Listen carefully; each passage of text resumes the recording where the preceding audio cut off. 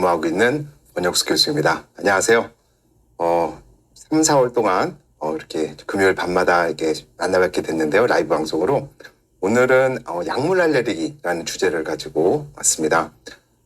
약물 알레르기는 굉장히 흔해요. 약 먹고 두드러기 나는 것도 있고, 약 먹고 그냥 가려운 것도 있고, 발진 나는 것도 여러 가지가 나타날 수 있습니다. 그래서 지난번에 했던 그런 탈감작 요법, 또 어떻게 보면은 약에 대한 알레르기가 있을 때 그걸 어떻게 우리가 극복해서 치료할 수 있느냐, 이런 내용을 말씀을 드렸는데요. 오늘 가지고 온 주제는 약물 알레르기 중에서도 정말로 좀 심각한 정말 사망률이 굉장히 높은 그런 약물 알레르기 병을 가지고 왔습니다. 이러한 병들이 사실은 흔하진 않지만 우리 또 비온 뒤 시청자분들은 또 아셔야 될 분도 있다고 생각을 해서 오늘 흔하진 않더라도 굉장히 중요하고도 위험한 병, 스티븐 존슨 증후군, 독성 표피괴사 용해라는 이름도 정말 복잡하고 이상한 병 두 가지를 가지고 와서 설명을 드리고자 합니다. 지금부터 강의 시작하겠습니다. 네, 그래서 오늘 강의 주제는 전체 제목 자체는 중증 피부 이상 반응입니다. 그래서 이름 그대로 굉장히 중증이고요. 피부에 나오는 거고, 이상 반응은 어떻게 보면 부작용이란 말에 좀 고급 용어라고 보시면 돼요. 그래서 피부에 나오는 중증의 부작용이다. 뭐의 부작용? 약물 부작용이라는 뜻이죠. 그래서 그런 내용을 말씀드리겠습니다. 우선 시청자분께 먼저 말씀드리면은 오늘 제가 보여드리는 사진들이 이제 의학 사진들이 나올 텐데, 좀 환자분들이 막 피도 나고 막 진물도 나고 피부 벗겨지고 이런 사진이 많이 나오고, 혹시 그래서 그런 어떤 것들이 좀 부담스러우신 분들은 좀 안 보시는 게 좋을 수도 있을 것 같습니다. 선을 지키겠지만 어떤 징그러운 사진이 많이 나온다는 거 미리 말씀드리고 시작을 합니다. 자, 제가 알레르기 강의할 때마다 매번 말씀드리는 게 바로 이 알레르기가 뭐냐, 이거에 대한 정의를 말씀드리는데, 오늘도 좀 반복이지만 이걸 먼저 짚고 넘어가 볼게요. 알레르기는 일반적으로 해롭지 않은 외부 물질을 내 면역이 해로 물질로 착각해서, 오해해서 쓸데없이 불필요하게 바깥에서 들어온 해롭지 않은 것들을 내 면역이 가서 막 공격하는 게 알레르기라고 말씀을 드렸어요. 그래서 쓸데없이 과도한 면역 반응이고요. 많은 분들이 이거 알레르기 생기면 내가 면역이 떨어진 거야, 이렇게 생각하는데, 면역이 떨어진 게 아니라 반대로 불필요하게 면역이 과잉 반응, 과잉 진압을 하는 거예요. 적이 아닌데, 그러니까 마치 그죠? 하여튼 그런 어떤 면역 조절의 이상은 있다, 이렇게 이해하시는 게 맞을 것 같습니다. 그래서 코로나 바이러스가 몸에 들어올 때 우리 면역은 나쁜 놈으로 인지를 해서 치료했다, 제거하라 해서 난리가 나는 거죠. 그래서 얘가 호흡기에 있기 때문에 얘를 공격하면서 뭐가 생겨? 염증이 생기는 거죠. 얘를 제거하기 위해서 정당한 진압이죠. 그래서 그 와중에서 얘를 없애는 와중에 염증이 생기는, 그러니까 목도 아프게 되겠고 염증이 생기고, 코도 염증에서 콧물도 나고, 기관지도 이렇게 폐렴도 생기고, 기침가래 생기는 게 바로 이 결과겠죠. 그런데 만약에 어떤 해롭지 않은 약이 들어왔어요. 일반적으로 먹는 우리 소염 진통제 있죠? 우리 이부프로펜, 그다음에 타이레놀, 이런 약들을 먹고 나서 대부분 잘 먹잖아요. 근데 어떤 특이 체질을 갖고 있는 분들은 이거를 이게 들어왔을 때 면역이 이거 굉장히 나쁜 놈이야 라고 착각을 한다. 그래서 아까 바이러스가 들어온 것처럼 공격, 저놈 제거해, 난리가 나는데, 그게 이제 피부에서 나타나면요, 이게 이제 어떤 경우는 두드러기가 생길 수도 있지만 어떤 데 더 심한 알레르기 반응이 생길 수가 있다는 거예요. 그래서 면역이 이 약을 착각을 해서 나쁜 놈으로 불필요하게 해서 쓸데없이 막 염증이 생기는 거죠. 그래서 약물 알레르기는 어쨌든 일반적으로 해롭지 않은 약이에요. 우리 먹는 소화제, 항생제, 해열 진통제, 두통약, 다 이런 것들의 일부를 내 면역이 나쁜 바이러스처럼 착각을 해서 그거를 피부에서 너무나 과잉으로 진압을 하면서 염증을 과도하게 일으키기 때문에 엄청나게 심한 피부 염증이 생기는 거죠. 그럼 이런 건 왜 생기느냐? 결국은 그 약 자체가 나빠서가 아니라 어떻게 보면 그 약의 외부 물질에 대해서 어떤 유전적 체질 또는 내 몸에 면역 조절에 이상이 있을 때 그런 것들을 나쁜 놈을 착각을 하게 돼서 일어나는 병이다. 이게 약물 알레르기다, 이렇게 이해하시면 됩니다. 자, 이 사진은 오늘 주제, 중증 피부 이상 반응의 대표적인 사진이에요. 그래서 마치 3도 화상 입을 생각하시면 됩니다. 온몸이 3도 화상으로 덮어서 피부가 다 벗겨지고 진물이 나고, 이런 상황이 똑같은 게 이 약을 먹고 생기는 거예요. 왜? 그 약을 나쁜 놈으로 착각을 해서 피부에 스며드는 그 약을 내 면역이 공격하느라고 피부를 다 염증해서 망가뜨려 버리는 거죠. 자, 그래서 중증 피부 이상 반응에서 이 이상 반응이란 말을 좀 한번 짚고 넘어가겠습니다. 아까 약물 이상 반응은 약물 부작용과 똑같다는 말씀드렸잖아요. 그래서 정확하게 얘기하면 이래요. 질병의 예방 진단 치료를 위한 약물을 투여하고 나서, 그러니까 정당하게 두통이 있어 머리 아프기 위해서 정당하게 약을 먹는 거예요. 뭐 속 쓰린 거에서 정당하게 약을 먹는 거예요. 열이나 열 떨어뜨리기 위해서 약을 먹는 거예요. 그렇게 해서 어떤 예방 진단 치료에서 정당하게 약을 투여를 했는데, 그 목적했던 머리를 아픈 걸 없애는 그 목적 외에 의도하지 않게 다른 부차적으로 나오는 어떤 증상들, 부작용이라 그러죠. 그거를 이상 반응을 하는 거예요. 그러니까 예를 들어서 소염제 먹고 통증을 없애려고 먹었는데 의도는 그거 먹고 나서 속이 너무 쓰린 게, 이게 바로 약물 이상 반응이다. 의도하지 않았잖아요. 속 쓰리려고 약 먹은 거 아니잖아요. 그래서 이런 것도 이상 반응인데, 이게 이제 중증 피부로 나오면 이걸 중증 피부 이상 반응이라고 얘기를 한다. 그리고 이런 것들은 생명에 위협을 줄 수 있을 정도의 심한 반응을 우리가 중증 피부 이상 반응을 얘기를 합니다. 그래서 이걸 3가지 정도의 병이 있다고 보시면 돼요. 대표적인 하나가 이름이 어려운데 사람 이름이에요. 스티븐스 존슨 증후군이라는 병이 있고요. 그다음에 독성 표피 괴사용해. 그래서 약물 독성으로 피부의 표피가 괴사된다. 죽어버린다는 걸, 죽고 용해, 노가 없어져요. 그래서 약물 독성으로 피부가 다 용해돼서 벗겨져서 노가 없어지는 병이라고 보시면 되겠고, 그다음에 드레스 증후군이라, 이렇게 3가지가 대표적으로 정말로 생명을 위협을 쓰는 병입니다. 다 약물 알레르기예요. 근데 이 2가지가 오늘의 주제이고요. 이거는 스펙트럼에 있어요. 그래서 스티븐 존슨 증후군은 약한 거, 얘는 더 센 거. 그래서 거의 같은 병인데 강약이 있다. 이렇게 2가지를 같은 맥락으로 이해하시면 됩니다. 자, 우리가 이런 피부의 중증 이상 반응을 볼 때 중증도를 어떻게 우리가 얘기를 하냐면은 어떤 표면적의 몇 %의 침범을 이걸 계산해요. 그래서 저희는 이런 걸 갖고 만약에 여기가 있고 여기 있다면 피부의 10%가 침범을 했다. 아니면 피부의 30%가 침범했다. 이런 표면적을 갖고 몇 %의 피부가 현재 병을 앓고 있다는 것들을 계산합니다. 그래서 스티븐 존슨 증후군은 피부 전체 표면적의 10%가 안 되는 정도의 면적이 벗겨지는 거야. 물집이 생기고 벗겨지면은 우리가 스티븐 존슨 증후군이라고 얘기를 하고, 독성 표피괴사용에는 3분의 1 이상, 30% 이상이 막 벗겨져서 거기서 물집 생기고 진물이 나면은 우리가 독성 표피괴사용이라고 부른다. 이 중간에 그럼 10에서 30%는 어떻게 하느냐? 이것도 이제 마음이 걸리는 게 있죠. 그래서 그거는 우리가 중첩 반응이다. 얘 2개의 사이다. 이렇게 이해하시면 돼요. 그래서 우리가 요것들 쭉 여기까지를 하나의 스펙트럼의 병으로 이해하시면 돼요. 하나의 병으로. 자, 이렇게 피부가 벗겨지는, 아까 그 등판 다 진물 나고 3도 화상처럼 온몸이 벗겨지는 그런 약물 알레르기 병, 아까 사진 보셨잖아요. 이걸 그럼 잘 일으키는 약이 뭐냐?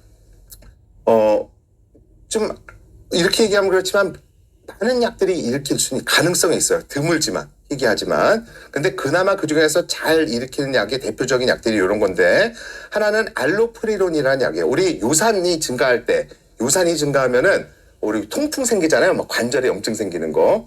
또 만성 신부종, 콩팥이 안 좋은 분들은 요산이 굉장히 올라서 이게 나중에 막 관절 내 염증, 통풍도 일으키고 할 수 있어요. 이런 요산이 올라가는 이걸 떨어뜨리기 위해서 알로프리론 약을 쓰는데, 이 약이 이런 약물 알레르기를 잘 일으키는 데 되어 있고요. 그 다음에 우리 항정간제, 항경련제라고 하죠. 우리 간질병 옛날에 있을 때 그때 먹는 약, 또는 신경통약제 이런 약들을 쓰는데, 라모트리진, 카마제피 이런 약들이, 이런 신경에 약 쓰는 약들이 이런 걸 잘 일으킵니다. 그 외에 이제 여러 가지 항생제가 일으킬 수 있고요. 다양한 또 소염진통제, 우리 흔히 쓰는 뭐 브루펜이라든지 이런 뭐 나프록센, 탁센 이런 것들도 이런 것들이 타이레놀도 일으킬 수 있고요. 그다음에 우리 약 먹을 때 제산제, 위장 보호제 많이 쓰잖아요. 속 쓰릴 때도 쓰고 역류증 때도 쓰고, 이런 제산제도 일으킬 수 있고, 항암제가 또 많이 일으킬 수 있어요. 항암제도 특히 이제 암 환자분들이 이런 면역 조절이 잘 안 되기 때문에 암 환자들에게서 이런 거를 쓸 때 이런 약물 알레르기가 잘 생길 수가 있습니다. 다른 원인은 약이 아니라, 꼭 이게 100% 약이 아니라 이런 마이코플라즈마라는 세균이 있어요. 그래서 폐렴도 일으키고 뇌막염도 일으킬 수 있는 거고, 특히 어린이들에서 이런 게 감염이 잘 되는데, 마이코플라즈마 감염증이 있을 때 마치 약물 알레르기처럼 이 온 피부가 이렇게 벗겨지고 하는 것들이 생길 수가 있어서 이런 것들도 좀 위험 인재 중에 하나입니다. 그 다음에 이제 다른 약제들은 뭐 아까 말씀 여러 가지 약이 있을 수 있다고 했지만 드물게, 뭐 이런 우리 CT나 이런 거 찍을 때 쓰는 조영제도 일으킬 수 있다고 돼 있고요. 한약도 일으킬 수가 있어요. 그리고 한약만이 아니라 이런 식품 첨가물들도 일으킬 수 있고 화학약품들도 일으킬 수가 있고요. 그다음에 아까 항암제 말씀드렸잖아요. 그래서 예를 들자면은 이런 감염증이 살짝 왔다 갔는데 막 벗겨져. 근데 감염증을 우리가 증명하지 못하면은 이거 뭐 약도 먹은 것도 없어. 그러면은 이게 뭐지? 그 원인을 못 찾고 넘어가는 경우도 있고요. 또 실제는 이건데 이거 감염되면은 막 소염제, 항생제 막 여러 가지 먹거든요. 그러니까 약을 오인하는 경우도 있을 수 있고요. 그다음에 예를 들어서 식품 첨가물이나 아니면 아까 건강보조식품 이런 것도 일으킬 수 있어요. 그럼 그런 거 먹다 보면 이거는 약이 아니니까 원인이 아니라고 생각할 수도 있거든요. 근데 그러니까 이런 식품 첨가물이나 이런 것들 때문에 생기는 경우는 우리가 찾아낼 방법이 없어요. 그래서 어떻게 보면은 우리가 약을 열심히 찾아보지만 이렇게 원인 약을 못 찾은 상태에서 이렇게 피부 벗겨져서 이렇게 정말로 답답한 그런 상황도 있을 수 있는 경우도 있습니다. 예를 들어보면 이런 거예요. 우리 한미약품에서 몇 년 전에 폐암 치료제 굉장히 좋은 신약이었어요. 신약이 이제 해갖고 한미 그때 주가도 굉장히 많이 올랐었거든요. 그래서 우리나라 신약 27호인가 이랬던 것 같은데 요게 이제 임상시험 중에 이러한 그 중증 피부 이상 반응이 발생을 했어요. 그래서 기사를 보면 731명 중에 3명에서 이런 중증 피부 이상 반응이 생겨서 이 2명이 독성 표피괴사 용해 또는 스티븐슨 증후로 사망을 하는 일이 생겼습니다. 근데 이제 이런 역들이 그럼 이런 나쁜 약을 어떻게 이렇게 할 수 있지만 아까 말씀드렸지만 타이레놀이랑 이런 일반 해열제도 이런 게 일으킬 수 있다는 거죠. 그래서 이 730명주의 폐암 환자들에게 또 이게 약이 효과가 줘서 폐암이 치료되는 환자들도 정말 많았고 이분들도 죽음 후에 문턱에 앞서서 치료를 하고 있었기 때문에 그래서 궁극적으로는 이게 퍼센트로는 아주 많지는 않았기 때문에 이거가 이득이 더 많다. 물론 이런 경우도 운이 안 좋은 경우도 있지만 우리가 이걸 통해서 폐암을 완치할 수 있는 치료할 수 있는 경우도 있어서 이제 이 약 개발은 계속 지속이 됐죠. 물론 이 약은 나중에 다른 이유로 개발이 이제 취소가 돼서 지금은 시판하지는 않고 있는 약인데 이것 때문에 취소된 건 아니고 다른 이유지만 어쨌든 이런 식으로 임상시험이든 다나 일상 약에서도 이런 것들이 문제가 되고 사회적 이슈가 되기도 합니다. 그럼 이게 도대체 얼마나 흔하고 누구에게 생기느냐 이게 이제 고민이 되겠죠. 정말 좀 걱정이 되잖아요. 지금 이 순간에도 여러 가지 약을 드시고 계신 분들이 많을 텐데 사실 굉장히 드물어요. 그래서 1년에 한 100만 명 중에 적게는 1명, 많게는 5명 생긴다고 되어 있습니다. 그러니까 우리나라 국민이 5천만 명이라고 생각을 하면은 한 명으로 잡으면은 한 1년에 한 50명 정도, 5명으로 잡으면은 한 250명 정도. 그러니까 한 50명에서 한 150명 사이 정도 1년에 생긴다. 전국에 이렇게 이해하시면 됩니다. 저희 서울 아산병원 제가 보는 환자만 해도 1년에 한 20명 가까이 돼요. 그렇기 때문에 뭐 이거 우리나라에 큰 병원들이 많잖아요. 알레르기 내과에서 주로 보는데 그렇기 때문에 하다 보면은 저 분명하게 한 100명은 최소 넘지 않나 이렇게 생각을 하고 있습니다. 그리고 이제 매년이니까 누적이 되니까 이미 뭐 수천 명 이런 사람들이 생겼다고 볼 수 있겠죠. 그리고 또 이런 분들이 그 비슷한 약을 또 실수를 먹게 되면은 이게 재발하는 경우도 있기 때문에 굉장히 위험합니다. 암 환자에서 좀 더 잘 발생한다고 되어 있고 특히 암 환자에서는 항생제니 뭔가 진통제니 뭐 그다음에 항암제 약을 엄청 많이 쓰고 면역 조절도 안 되기 때문에 특히 더 많이 생기는 경우가 확률이 많고요. 그럼 이게 누구에게 생기느냐? 아마도 저희가 추정컨대는 이게 개인의 어떤 유전적 체질과 관련이 있다고 생각을 해요. 그렇지만 저희가 현대 기술로는 환자분의 유전자를 다 어떤 유전자가 어떻게 되는지를 알기는 어렵기 때문에 연구는 진행되고 있고요. 많은 유전자 연구가. 그래서 현재로서는 당신은 이거가 생길 거야라고 아직은 얘기를 못해. 아마도 이 30년 있다가는 아마 유전자 검사하고 나서 당신은 아마 이 스티븐 존슨 증후군 피부용의 괴사가 많이 생길 가능성이 높습니다. 이 약 쓰지 마. 이런 날이 올 겁니다. 분명히. 그렇지만 현재는 어렵다. 예를 들어서 아까 요상 감소하는 알로푸리놀이 가장 이런 위험한 병을 잘 일으키는 되어 있잖아요.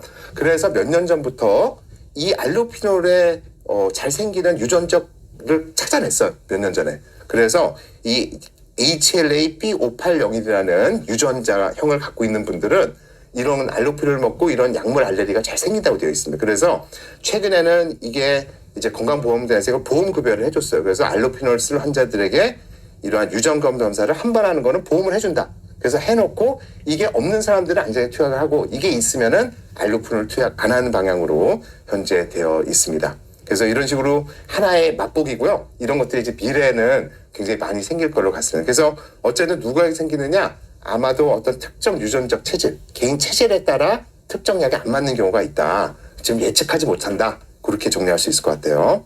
그래서 이렇게 유전적 체질이기 때문에 예측 못하는데, 그리고 또 이게 여러 약들이 또 생길 수도 있고, 그렇기 때문에, 참, 어려운 문제죠. 그렇지만, 예를 들어서 타이레놀이 이런 게 생길 수 있다. 그럼 타이레놀 나쁜 약이냐? 아니죠. 전체 99.999%의 사람들은 지금 타이레놀 때문에 안 아프고 열도 떨어지고 잘 치료하고 있는 거고, 극히 소수가 이게 생기는 거기 때문에 타이레놀을 그렇다고 나쁜 약을 볼 수 없다는 얘기잖아요. 그래서 우리가 결국은 대다수 대중의 이득이 더 크면은 이런 약들을 계속 사용을 하게 된다. 그렇게 이해하시면 됩니다. 그러니까 이런 거예요. 또 예를 들면 우리 제가 얘기했지만 복숭아 알레르기. 우리 그 기생충 영화 보면 복숭아 알레르기 있잖아요. 거기 부잣집에 있는 그 가정부가 결국 복숭아 알레르기로 나중에 죽잖아요. 그 호흡곤란 때문에. 그럼 복숭아 알레르기가 많아요. 그럼 복숭아는 우리가 전 세계적으로 판매 금지라고 생산 금지를 시켜야 되나요? 그건 아니잖아요. 대부분은 안전하게 먹고 일이 있고 영향이 있고 만지다지만 일부가 문제가 있어서 복숭아를 먹고 죽을 수도 있지만 그런 일부가고 복숭아는 시판을 하는 거죠. 그건 체질의 문제니까 그런 이유로 이런 약들이 계속 시판되고 사용이 되고 있다. 이렇게 여러분들께서 이해를 하시면 될 것 같습니다. 자, 그래서 언제 그럼 이런 것들이 이제 시작을 하느냐? 평균적으로는 원인 약을 먹기 시작한 후로부터 한 2주 정도 됐을 때 증상이 나타나기 시작해요. 처음에 고열이 나고 이렇게 시작을 하는데, 그러니까 뭐 어떤 처음에 이제 항생제를 먹기 시작했어요. 그러면은 항생제를 먹고 열이 나서 항생제를 먹게 되겠죠. 그런데 열은 떨어졌어. 근데 한 2주 정도 지나서 다시 열이 나는 거예요. 그게 이제 그럴 때 이게 이 증상이 시작일 수 있다. 그런 얘기를 드리는 겁니다. 시작은 한 짧게는 1주부터, 5일에서 1주부터 시작을 어떤 분들은 약을 먹고 일주일 만에 생기는 경우도 있고 어떤 분들은 약을 한 달 먹고 나서 그때부터 이게 생기는 경우도 있다. 그래서 사람마다 다르지만 평균 2주다. 그렇지. 이전에 또 썼던 약, 안전하게 썼던 약들을 다시 쓸 때는 어떤 경우는 2, 3일 만에 이게 증상이 나오는 경우도 있어요. 그러니까 과거에 여러 번 안전하게 먹었는데 왜 갑자기 생기느냐? 그럴 수 있다는 걸 말씀드리는 거예요. 복숭아 알레르기도 평생 잘 먹다가 어느 날 갑자기 이게 딱 먹고 생기는 것처럼 이게 원래 먹던 약도 생길 수가 있다라고 말씀드립니다. 그래서 증상이 약 복용 시장 보통 1에서 4주 사이에 일반적으로 생기기 시작을 하고요. 처음에는 몸살 기운이 나고 고열이 납니다. 그래서 막 38도 9도 열이 나고 뭐 관절통, 온몸에 진짜 몸살 감기 심한 독감 걸린 것처럼 이제 시작을 해요. 그러다가 피부에 발진이 생깁니다. 그래서 온몸에 막 빨개지기 시작하고 점점점점점 발진하기도 하고 어떤 경우는 좀 이따 사진 보여드리겠지만 이렇게 그 다용 홍반이라 그래서 동글동글하고 이렇게 마치 관엽 같은 모양의 그런 홍반이 생기기도 하고요. 그다음에 입술이나 입안, 눈, 성기 이런 요로개 쪽에 빨갛게 되고 거기가 막 이제 아프기 시작을 해요. 그다음에 그러면서 점점 피부도 점점 늘어나면서 만지면 아프지기 시작합니다. 통증이 생기고요. 입술, 입안엔 피도 나기 시작할 수 있고 그래요. 그러다가 이제 물집이 막 생기기 시작합니다. 그 빨간 데서. 그래서 이렇게 보면은 여기 주변에 보면 이렇게 빨간 점들 보이죠? 바탕이 이미 다 빨갛잖아요. 빨간 와중에 그 안에 이렇게 물집들이 갑자기 막 생기기 시작. 얘네들은 건들기만 하면 툭툭 터지고 막 밀려요. 아까 다용어 말씀드렸죠. 어떤 분들은 점점점 빨개지는 게 아니라 이렇게 마치 우리 그 양궁 관역처럼 생기는 동그라면서 가운데 점이 있고 이런 식으로 이제 생기기 시작하면서 이 가운데 진한 데 있잖아요. 여기에서부터 갑자기 이제 며칠 있다가 물집이 생기면서 이게 점점점 해서 부풀어 오르기 시작해서 피부가 막 벗겨지기 시작하는 게 다용홍반으로 시작하는 겁니다. 그리고 보시면 여기에 이제 물집 잡기 빨갛게 돼 있고 여기 약간 다용홍반 같기도 한데 여기 왼쪽 위에 보시면은 여기 막 쭈글쭈글하잖아요. 이게 이제 물집이 생기면서 피부가 막 이미 떨어진 거예요. 그래서 여기 손으로 살짝만 건들면 쭉 미끄러면서 다 벗겨지기 시작합니다. 그래서 거기서 진물이 줄줄 나오게 되는 거죠.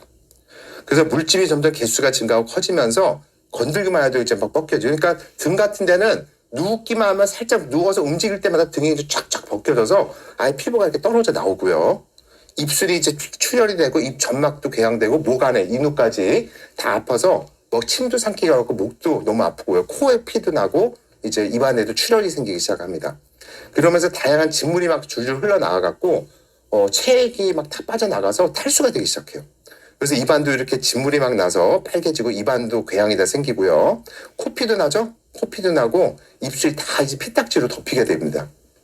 그래서 피부가 다 점점 벗겨져서 여기도 지금 다 이미 이게 피부랑 다 떨어진 상태예요. 그래서 건들면 이게 다 이제 벗겨지기 시작하는 것들이 초기가 이렇게 되기 시작을 하고요. 손과 발바닥도 벗겨져서 이제 걷기도 힘들어지고 온몸에 이렇게 다 되고 특히 이제 손톱 같은 데도 다 염증이 생겨서 나중에 손톱도 빠져버리는 현상도 생깁니다. 이렇게 심한 경우는 이제 이렇게 해서 여기에 지물이 줄줄 나서 하루에 몇 리터씩 여기서도 증발도 하고 침대에 다 물이 흘러서 물이 막 흘러요. 진물이. 그러니까 3도 화상이 심한 경우랑 똑같다고 보시면 될 것 같아요. 그리고 눈도 이렇게 시뻘겋게 되기 시작해서 눈에 염증도 생기기 시작을 하고요. 너무 심해지면 눈이 건조해지면서 여기 각막이 하얘지잖아요. 각막에 손상이 와서 시력을 잃게 되는 경우도 있습니다. 그래서 눈 관리가 가장 중요하다고 보시면 돼요. 그래서 점점 이 증상이 시작하기 열이 나고 몸살 기운이 나면서부터 2주에서 3주에 걸쳐서 점점점 이 증상과 피부 변이 악화가 되기 시작을 합니다. 그래서 피크가 한 2, 3주 있다가 피크를 치고 그 다음부터는 서서히 이제 회복기를 들으면서 이런 것들이 한두 달, 4주에서 8주에 걸쳐서 점점 이제 피부가 다시 회복이 되고 새살이 돋아나게 되는 회복 과정을 거치게 되는데요. 이 와중에 눈을 시력을 보호하는 게 가장 중요해요. 그래서 저희는 이제 눈을 치료하는 걸 가장 중요하게 생각을 하고 치료에는 탈수, 아까 몇 리터가 우리가 하루에 사람이 마시는 물이 대략 1.5리터에서 2리터 되거든요. 근데 이때는 피부에서 나가는 게 한 3리터에서 5리터가 빠져난다고 되어 있어요. 증발하기는 것 같고 피부 뒤로 흘러서 침대에 다 흘러내리는 걸로. 그렇기 때문에 엄청나게 저희가 수액을 많이 드려야 되고요. 그다음에 다 벗겨져 있으니까 균이 막 우리 지금 피부에도 균이 좀 안 들어가는데 이게 벗겨지면 바로 피부 몸으로 들어가서 혈액을 타고 균이 온몸을 돌아다닐 수가 있거든요. 그래서 항생제가 굉장히 중요한 역할을 하게 됩니다. 그래서 이렇게 벗겨지게 되면 이 밑에 저희가 이런 걸 깔아놨잖아요. 기저귀 같은 거는 패드를. 이 패드가 다 이렇게 축축하게 젖어서 진물이 흐르게 되고요. 여기도 보면 여기 밑에 다 축축하게 다 젖어 있잖아요. 다 이런 식으로 이제 완전히 흥건하게 체액으로 젖게 되죠. 근데 이 피부에 나온 진물에는 다 뭐가 많아요? 단백질이 많고요. 그 다음에 내 몸에 면역을 일으키는 항체들, 이런 면역에 관련된 물질들도 다 빠져나가기 때문에 탈수만 빠져되는 게 아니라 내 몸에 단백질에서 영양실조가 되고 면역에 관련된 게 빠져나오면서 면역 결핍 상태가 되게 되는 거예요. 그러면서 이제 여러 가지 세균감에 취약하게 됩니다. 알바가 뭘 따지고 그래. 그냥 믿고 하는 거지. 알바는 원래 다 그런 거야. 내 세상에 원래 그런 알바는 없어. 알바몬 makes the rules. 면역 결핍 상태가 되게 되는 거예요. 그러면서 이제 여러 가지 세균감에 취약하게 됩니다.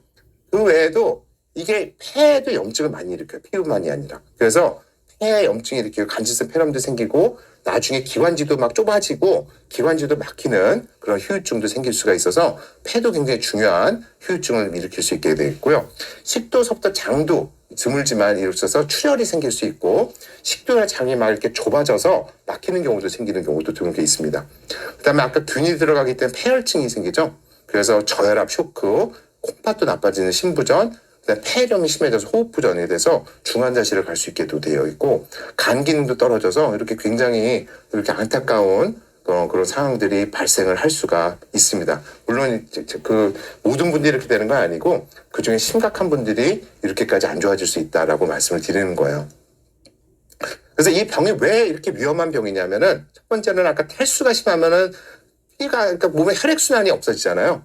그렇기 때문에 온몸에 혈액 공급이 안 되고 그러다 보면은 콩팥 기능이 굉장히 나빠져요. 그리고 심장 기능도 떨어지게 되겠고 그다음에 그러다 보니까 면역도 아까 면역 물질들이 빠져나간다고 말씀드렸잖아요. 그래서 면역 저하가 굉장히 심각해지고 피부가 방어벽이 생겨서 균이 막 들어오겠고 아까 단백질이 다 빠져나가고 입이 다 그렇게 삼킬 수 없으니까 식사를 못해요. 그러니까 완전히 영양 실조가 되니까 또 영양 실조가 되면은 면역력이 떨어지고 피부 재생에 필요한 것들이 없어지니까 상처 치유도 안 되고 이런 악순환에 걸쳐서 환자분들이 굉장히 빨리 악화가 됩니다. 그리고 최악의 경우는 폐혈증이 생기는 게 이렇게 되면 정말로 사망의 위험이 높고 그래서 대부분의 스티븐 존스 증후군이나 독성 표피 괴사용의 환자분들이 저희가 열심히 치료를 함에도 불구하고 일부 굉장히 안 좋아지는 경우에 최종은 이런 폐혈증 때문에 안 좋아지는 경우가 대부분입니다. 그래서 이런 것들이 이제 생긴다. 가장 중요한 거는 이 병을 먼저 의심을 하는 거겠죠. 처음에 열나고 피부에 발진이 생길 때 이제 담당하는 의사가 이거 위험한 건데 먼저 그거를 먼저 캐치를 해서 빨리 이거를 약이 원인인 거를 채취해서 원인 약을 끊는 게 중요합니다. 그래서 원인 약은 어쨌든 최근 한두 달 동안에 먹었던 아까 이게 보통 약을 먹기 시작한 1주부터 4주라고 했지만 드물게는 한 2달까지도 전에 먹기 시작한 것도 이런 게 생길 수가 있거든요. 그래서 최근 2달 내에 먹었던 무심코 먹었던 거 다 약, 한약, 건강보조식품 모든 것들을 다 생각을 해서 다 알려주셔야 돼요. 그리고 정확하게 약 이름을 약국에 전화를 하든 병원에 가든 처방전을 받아오든 아셔야 됩니다. 그 다음에 하여튼 무의식적으로 어떤 거를 생각하는 게 어렵거든요. 그래서 다 이런 것들을 생각하셔야 되겠고요. 한약이나 이런 것들도 원인이 될 수 있다기 때문에 이런 것들도 꼭 말씀을 해주셔야 됩니다. 그래서 원인약을 다 검토하고 빨리 원인약을 중단하는 게 중요해요. 하루라도 안 먹어야지 좋아집니다. 하루 이틀이라도 더 먹으면 그만큼 더 안 좋아지는 거거든요. 그리고 빨리 상급종합병원 특히 알레르기 내과에 있는 병원으로 환자분을 이송을 하시는 게 중요합니다. 왜냐하면은 굉장히 중요한 치료이기 때문에 우리가 이제 작은 병원에서는 치료하기가 굉장히 어려운 병이다. 또는 화상 전문을 하는 병원에서도 치료는 비슷하기 때문에 이 병을 잘 볼 수가 있어서 상급종합병원, 알레르기 내과가 있는 상급종합병원이나 화상 전문병원으로 환자분을 빨리 옮기시는 것을 추천해 드립니다. 자, 그럼 이제 일반적으로 저희가 치료를 어떻게 하냐면요. 가장 중요한 건 오자마자 수액을 엄청나게 드립니다. 이미 오실 때 많은 질문들이 빠져나가 있기 때문에 정말 오시자마자 몇 리터를 저희가 수액을 공부를 해서 탈수를 예방하고 콩팥 기능을 살리는 데 초점을 맞추고요. 그 다음에 항생제를 드립니다. 균이 워낙 많이 들어가기 때문에. 그 다음에 이제 피부를 드레싱을 해야 돼요. 피부를 해야 되는데 이게 굉장히 어려운 거 환자분을 만약에 저희가 움직이려고 환자분 등을 타려고 움직이면 팔이 미끈 거라서 피부가 벗겨져서 잡을 수가 없어요. 통증이 너무 심하고. 그래서 굉장히 환자분에게 진통제, 이런 마약성 진통제를 굉장히 많이 투약을 하면서 하고 이것도 금방 적거든요. 그렇기 때문에 화상 이런 드레싱이 굉장히 어려워요. 그래서 전신에 그래서 이런 피부 드레싱을 환자분 통증도 심하고 하는 사람도 어렵고 이거 굉장히 중요하다고 보여야 될 것 같고요.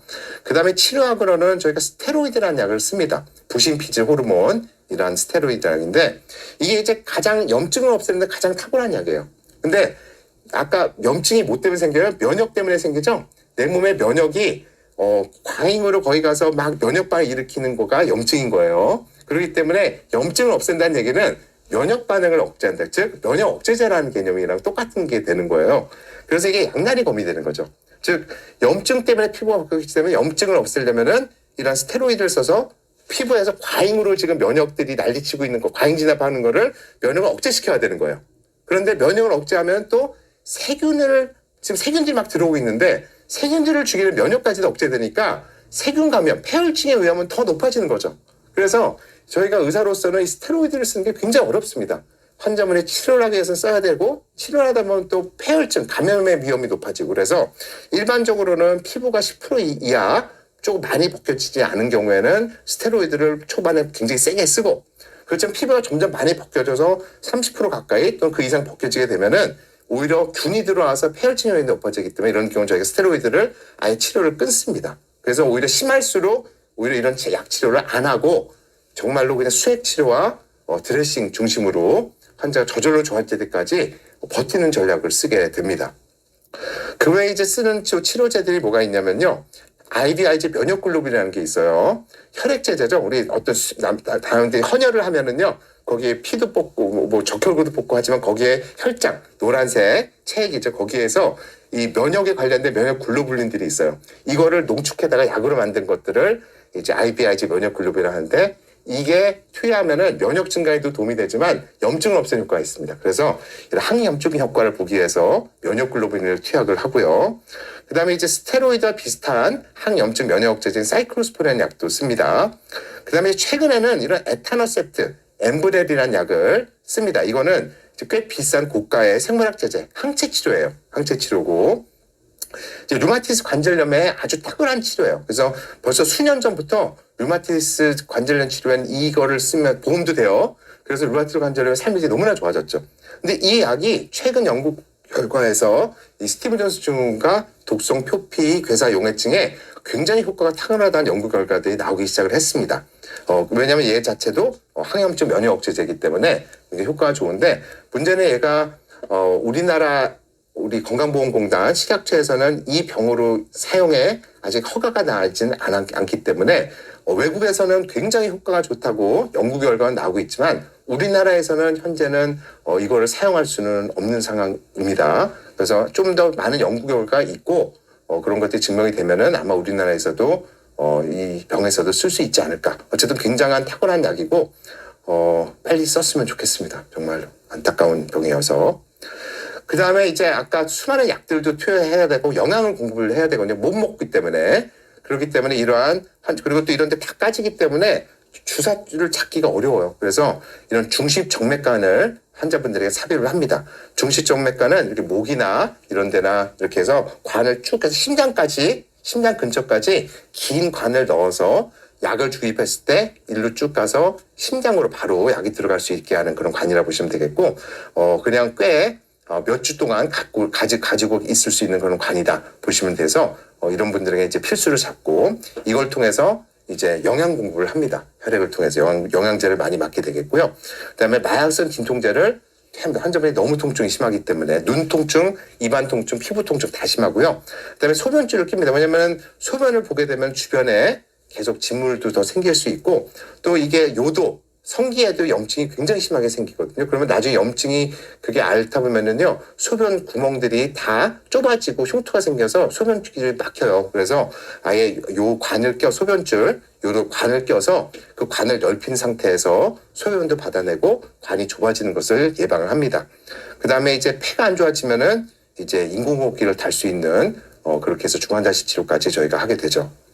그 다음에 눈 치료가 중요하기 때문에 이런 분들에게는 저희가 눈에 항염증, 스테로이드 한약 뭐 이런 것들을 넣고 연고도 많이 바르고요. 눈을 보호해야 되기 때문에 눈에 눈물이 잘 안 나오거든요. 그래서 각막보로 해서 눈 보습 연고도 바르고 그 다음에 안과에서 진료를 해서 거기 이제 염증이 생기면 얇은 또 막 같은 게 생기고 덮어버리거든요. 그래서 그 얇은 염증 막을 계속적으로 떼어내야 돼요. 굉장히 통증이 많은데 그걸 떼어내야지만 그 각막과 여기 눈에 이러한 것들이 막 응격 붙고 이런 것들을 예방을 할 수가 있어서 적극 가장 중요한 거 눈치료를 한다. 이걸 저희가 하고 뭐 렌즈를 착용하는 경우도 있습니다.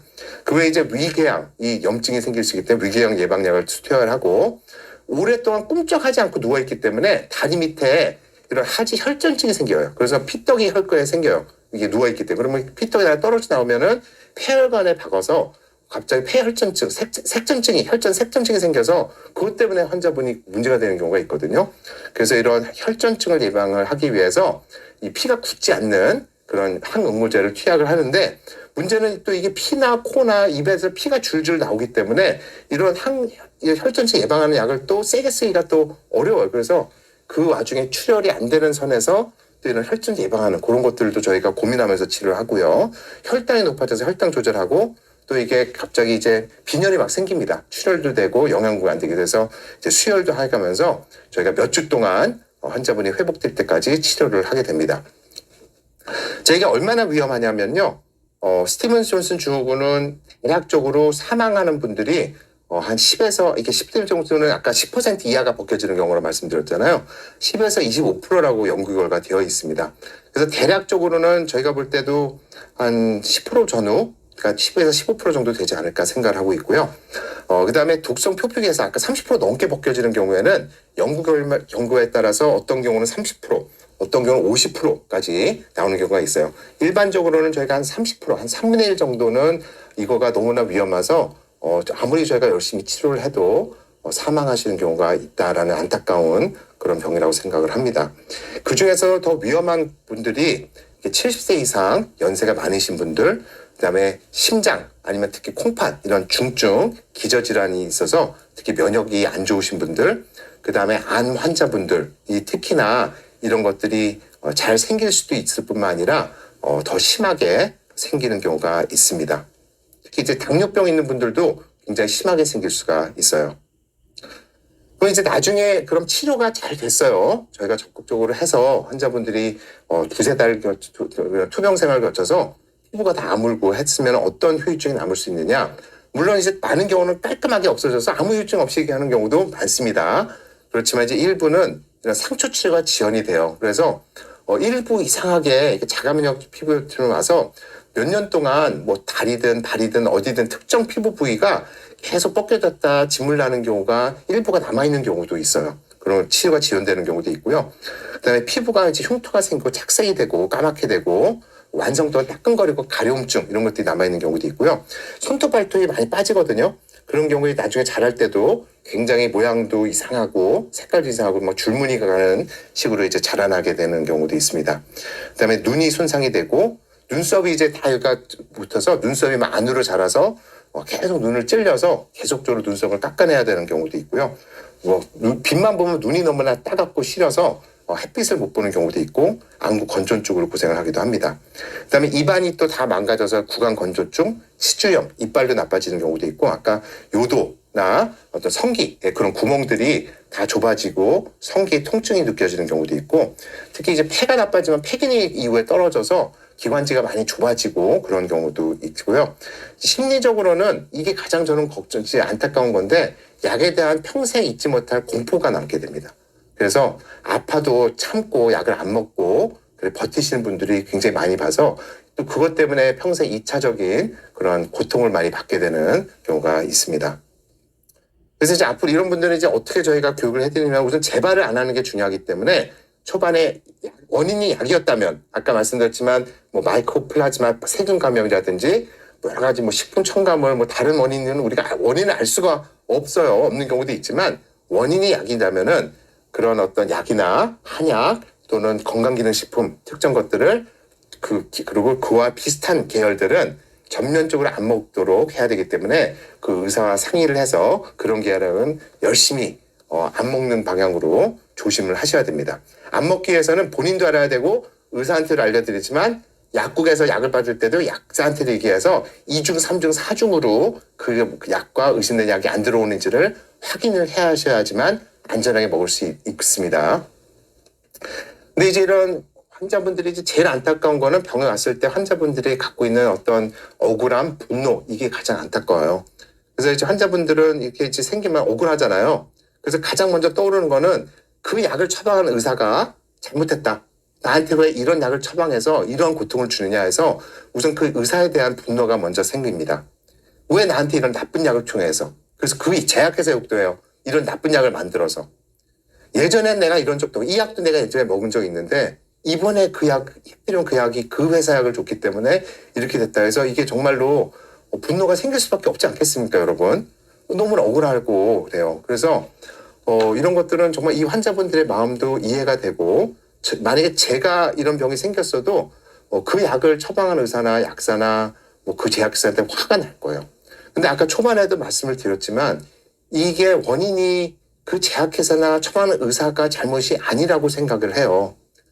여러분들 만약에 어떤 분이 아까 복숭아 알레르기 얘기했지만 복숭아를 먹고 그 알레르기 쇼크로 어떤 분이 만약에 문제가 됐을 때 이게 복숭아 장사 그 과일 장수 탓도 아니고 과수원을 그 운영한 분의 잘못도 아니고 도매업자의 잘못도 아니거든요. 어떻게 보면은 운이 안 좋은 것도 있고 우리가 설명이 어려운 또 본인의 그런 알레르기 체질 이게 안 맞는 경우가 가장 근본적인 원인이라고 생각을 하거든요.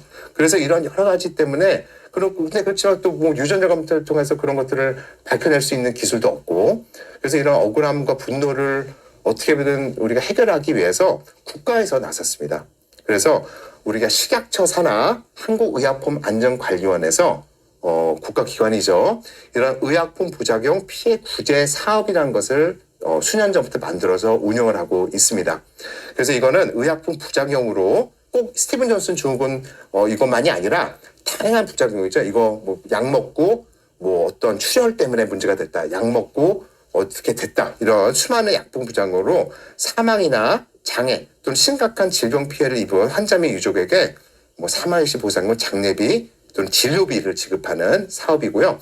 증상이 발생하고 나서 5년 내에 이런 것들을 신청을 해서 받을 수 있어서 여러 가지 그런 고가의 진료비를 국가에서 지원해 주는 거고요. 이런 것들은 사회 안전망이다. 어떻게 보면 국가에서 만드는 사회 안전망이라고 이해하시면 됩니다. 그렇게 해주는 거는 국민 세금에서 나가는 거라기보다는 모든 제약회사에서 약을 받을 때 이런 제약회사, 의약품 제조사나 수입사가 국가에 이러한 것들을 돈을 내요. 왜냐하면 언젠가 이 당신네들이 만드는 약에 의해서 부작용이 생겨서 억울한 환자가 생길 수 있기 때문에 일정 금을 이렇게 부담을 하게 되어 있습니다. 그런 약들을 차곡차곡 모아서 이런 의약품 제조 수입사가 납부하는 부담 재원을 기반으로 해서 이제 국가가 여러분들에게 보상금을 제공하는 거기 때문에 이러한 꼭 사업을 꼭 알고 계시고 꼭 신청을 하셔야 됩니다. 그래서 한국의학부안전관리원 홈페이지를 가시거나 이렇게 전화를 하시면은 많은 도움을 받으실 수도 있고 물론 모든 분이 되는 거 아니고 이것도 심사를 통해서 정당한 사유가 됐을 때 이런 것들을 지원을 하고 있다라고 말씀을 드리겠습니다. 그래서 오늘 강의의 요약을 말씀을 드리면은 중증 피부 이상 반응은 이렇게 스티븐 존슨 증후군, 그다음에 독성 표피계 사용에 그렇게 되어 있고 스티븐 존슨 증후군 10% 이하 피부에 벗겨졌을 때 독성 표피계 사용에는 30% 이상 벗겨졌을 때 그 사이는 중첩이라고 말씀드렸죠. 스펙트럼에 있는 병이다 말씀드리고 드레스 증후군이라는 것도 있는데 이것도 위험한 병인데 이거는 오늘 강의의 주제 아니기 때문에 다음 기회에 말씀드리겠습니다. 원인은 약물 알레르기가 대표적이지만 아까 마이코플라즈마 감염이 말씀드렸고 이게 약이만이 아니라 한약, 건강기능식품도 있을 수가 있고 또 식품염 들어가 있는 여러 가지 첨가물도 원인이 되는 경우도 드물지만 정말 증명하기가 어려운 거다. 대부분 약이다. 이렇게 말씀드릴게요. 초기에 빨리 진단하고 약을 피해야 되겠고요. 이런 것들을 중단하고 평생 안 먹어야 되겠고요.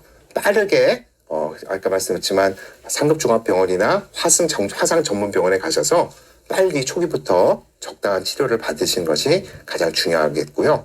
아까 한국의약품안전관리원 국가에서 하는 부작용 피해 구제 사업을 꼭 신청을 하셔서 이러한 여러 가지 의료비라든지 다양한 측면을 지원을 받으시기를 꼭 바라겠습니다. 그래서 오늘 어려운 주제이고 틈을 열어서 많은 분들이 공감하지 못할 수도 있는 내용이긴 한데요. 사실 제 입장에서는 또 너무나 중요한 내용이어서 오늘 소개를 드렸습니다. 네, 우선 질문 받도록 하겠습니다. 자, 윤희님, 알레르기 면역 치료하고 계세요. 잘하셨습니다. 그래서 아나필락시스 때 쓰는 주사도 2개 하고 있습니다. 잭스트펜, 에피네프린 펜이죠. 5월에 항공 여행하는 중 알레르기 심해서 주사를 쓴다면 가까운 응급실로 가면 될까요? 네, 알레르기가 심해지시면은 꼭 주사를 맞더라도 반드시 응급실을 가셔야 됩니다. 그 주사는 응급실, 그 에피네프린 펜은 응급실을 안 가기 위해서인 게 아니라 응급실 갈 때까지 혈압을 유지해주고 호흡을 유지해줘서 응급실 갈 때까지 살려주는 약이다 이렇게 이해하셔야 되겠고요. 꼭 응급실 치료는 받으셔야 되겠습니다. 가까운 데 가시면 됩니다. 윤희님. 자, 전현형연님. 2001년, 2003년 진통으로 인한 스티븐슨 증후군을 2번이 정말 안타까운 투병생을 하셨네요. 지금도 병원 가면 진통제 타이놀 외에는 피하고 항상 조심합니다. 소염 진통제 때문에 생기셨군요. 평생 이렇게 살아야 하나요? 피하는 진통제 항상 써가지고 다닙니다. 네, 평생 그렇게 하시는 게 안전합니다.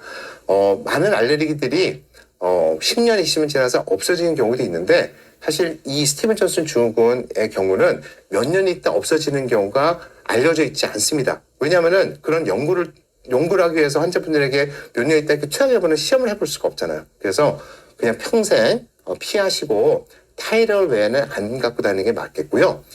그렇지만 이제 진통제도 어떤 진통제가 있냐면 걔와 비슷한 계열이 있거든요. 소염 진통제도 예를 들어서 브루펜이다. 그럼 브루펜은 뭐 나프록센, 록소프로펜, 잘토프로펜 이런 약들과 같이 비슷한 계열이고 뭐 다른 셀레콕시, 아세클로 얘랑은 완전히 구조가 다릅니다. 그래서 이런 브루펜에 있는 경우에는 소염 진통제 중에서도 아세클로페나 케토롤라 이런 약은 또 쓸 수 있거든요.